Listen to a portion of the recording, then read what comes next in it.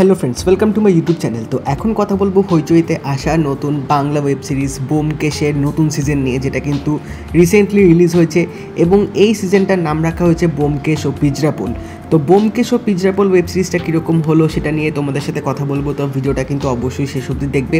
তো ব্যোমকেশ ও পিঁজরাপোলের ট্রেলারটা আসার পর থেকে কিন্তু আমার এই সিরিজটা দেখার একটা আলাদা রকম এক্সাইটমেন্ট অবশ্যই তৈরি হয়েছিল, কারণ সাধারণত আমরা ব্যোমকেশকে যেভাবে স্ক্রিনে দেখে এসেছি বা এখনও অবধি আমরা ব্যোমকেশের যে কটা সিজন দেখেছি হইচইতে, সেখান থেকে ট্রেলারের এক্সিকিউশনটা বা ট্রেলারটা দেখে এমন একটা ভাইব আসছিল যে এটা হয়তো একটা অন্যরকম ব্যোমকেশকে আমরা পাবো।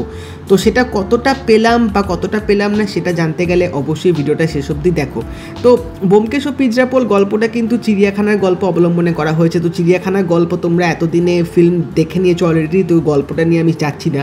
বাট এখানে 4টে এপিসোডে যেভাবে গল্পটাকে ভাগ করা হয়েছে, এখানে 4টে এপিসোডের মধ্যে কিন্তু প্রত্যেকটা ক্যারেক্টার, মানে ওই বাড়িতে যে কটা ক্যারেক্টার আছে প্রত্যেকটা ক্যারেক্টারকে কিন্তু সমানভাবে ইম্পর্টেন্স দেওয়া হয়েছে। প্রত্যেকটা ক্যারেক্টারকে কিন্তু ভালো রকম স্ক্রিন প্রেজেন্স দেওয়া হয়েছে এবং সবার অভিনয়টা কিন্তু জাস্ট দারুণ ছিল।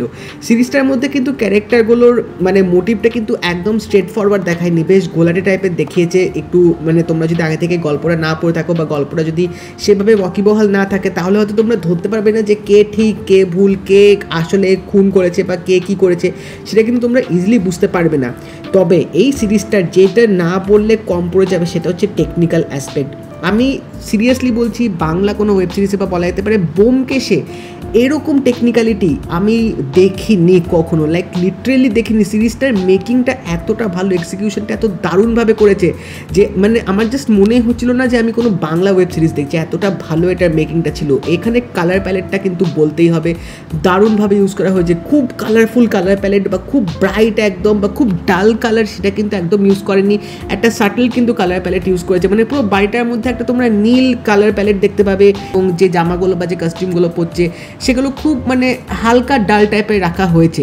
তো সেদিক থেকে বলতে গেলে এই পুরো প্রেজেন্টেশনটা কিন্তু আমার সিরিজটার মধ্যে দারুণ লেগেছে এবং যেহেতু 4টে এপিসোডে ছিল সেজন্য বেশি এক্সটেন্ড করেনি, সেজন্য কোথাও বোর ব্যাপারটা কিন্তু ছিল না। এবার হ্যাঁ, কেন আমি প্রথমে বললাম যে আমরা যেরকম ব্যোমকেশ সচরাচর দেখে আসি সেরকম ব্যোমকেশকে আমরা এখানে পাইনি, কারণ এখানে ব্যোমকেশকে যেভাবে দেখাচ্ছে যে মানে তিনি একটু শারীরিকভাবে অসুস্থ আছে এবং মাঝে মধ্যে তার নিজের ওপর সন্দেহ হচ্ছে, তিনি ঠিকভাবে হয়তো সেই কাজটা করতে পারছে না এবং তিনি যে সাহায্যটা যে মানে আশা করতে পারবে সেরকম সাহায্য পাচ্ছে না। আবার অপর দিক থেকে অপোনেন্টরা তাকে বলছে যে আপনি এরকম কেস হেরেছেন, আমরা চাই যে অজিত আপনার এই আনসাকসেসফুল কেসগুলো নিয়ে গল্প লিখুক। তো এখানে ব্যোমকেশকে কিন্তু একটু অন্যরকমভাবে রিপ্রেজেন্ট করা হয়েছে, মানে আমরা যেরকম দেখে আসি সেখান থেকে সম্পূর্ণরূপে কিন্তু আলাদা। একটু এই ব্যোমকেশকে দেখে আমার মনে হচ্ছে যে খুব একটু টায়ার্ড হয়ে গেছে বা মনে হচ্ছে যে সেই চনমনে ভাবটা এই ব্যোমকেশটার মধ্যে ছিল না, যার জন্য কিন্তু একটা অন্যরকম আমেজ তোমাদের অবশ্যই সিরিজটার মধ্যে দেবে। এবং হ্যাঁ, অনির্বাণ ভট্টাচার্যের পারফরমেন্সটা কিন্তু বেশ ভালো ছিল, তিনি এখানে ব্যোমকেশটাকে একদম সম্পূর্ণ অন্য রূপে কিন্তু আমাদের সামনে ফুটিয়ে তুলেছে। বাট এই সিরিজটার মধ্যে যেটা আমার একটু মনে হচ্ছে কমতি লেগেছে সেটা হচ্ছে ব্যোমকেশ ও অজিতের কেমিস্ট্রি। আমরা যেরকম ফেলুদা বলতে জানি যে ফেলুদা তোপসে জটা একটা দারুণ বন্ডিং, একটা দারুণ কেমিস্ট্রি থাকে, যেরকম কাকাবাবু সন্তুর একটা বন্ডিং থাকে, সেরকম ব্যোমকেশও বলতে আমরা জানি ব্যোমকেশ ও অজিতেরও কিন্তু একটা দারুণ বন্ডিং থ্রু আউট দ্য গল্পটার মধ্যে কিন্তু থাকে। বাট এই সিরিজটার মধ্যে ব্যোমকেশ ও অজিতের সেই বন্ডিংটা, সেই হিউমারটা বা তাদের একসাথে যে মানে জোরবন্দি হয়ে যে কেসটা সলভ করা, সেটা কিন্তু কোথাও আমার সেরকম একটা মনে হলো দেখানো হয়নি বা সেই ব্যাপারটা কিন্তু আমি পেলাম না। এখানে ভাস্বর নো ডাউট বেশ ভালো অজিতের ক্যারেক্টারটা প্লে করেছে, বাট আমার মনে হয় অজিত ও ব্যোমকেশের যে রসায়নটা যেটা আমরা দেখতে বেশি ভালোবাসি ব্যোমকেশ গল্পগুলোর মধ্যে, সেটা কিন্তু এই সিরিজটার মধ্যে একটু কমতি লেগেছে। তাছাড়া এখানে ক্যামেরার কাজটা কিন্তু বেশ ভালো ছিল, স্পেশালি এখানে এন্ডিং মানে যে এন্ড ক্রেডিট বা যে শুরুতে ক্রেডিটগুলো যেভাবে দেখিয়েছে সেটা কিন্তু বেশ ইন্টারেস্টিং ওয়েতে এখানে তুলে ধরা হয়েছে। বাকি সবার অ্যাক্টিংগুলো বেশ ভালো ছিল। এখানে সত্যবতী যে ক্যারেক্টারটা রিধিমা, তারও এখানে স্ক্রিন প্রেজেন্সটা আমার একটু কম লেগেছে এবং এখানে গল্পটা যেহেতু পুরনো সময়ের, তো তখনকার সময় সদ্য নতুন নতুন ভোট হচ্ছে বা সেই সময়ের যে পলিটিক্যাল ব্যাপারটা কীরকম ছিল সেখানে অতটা ফোকাস করেনি, এখানে গল্পটার উপর বেশি জোর দেওয়া হয়েছে। বাট হ্যাঁ, আমার মনে হয় যে যদি অ্যাজ আ ওয়েব সিরিজ হিসাবে যদি ধরি অতটাও খারাপ করা হয়নি, এটার মেকিংটা এক্সিকিউশনটা সত্যি বেশ ভালো ছিল। বাট এই ব্যোমকেশ ও পিঁজরাপোলটা কি বাকি সিজনগুলো থেকে কি খুব ভালো হয়েছে?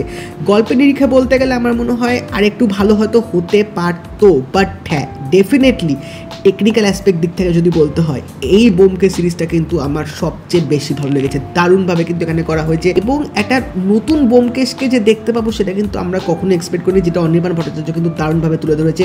ক্যামেরার কাজটাও কিন্তু বেশ ভালো ছিল এবং এখানে যেহেতু প্রত্যেকটা ক্যারেক্টারকে বেশ ভালোভাবে টাইম দেওয়া হয়েছে, প্রত্যেকটা ক্যারেক্টারের যেরকম গল্পগুলো দেখিয়েছে তাই জন্য তোমরা কিন্তু বেশ ইনভেস্ট হবে প্রত্যেকটা ক্যারেক্টারের প্রতি। তো সেই জিনিসটা কিন্তু সিরিজটার মধ্যে ভালোভাবে তুলে ধরা হয়েছে।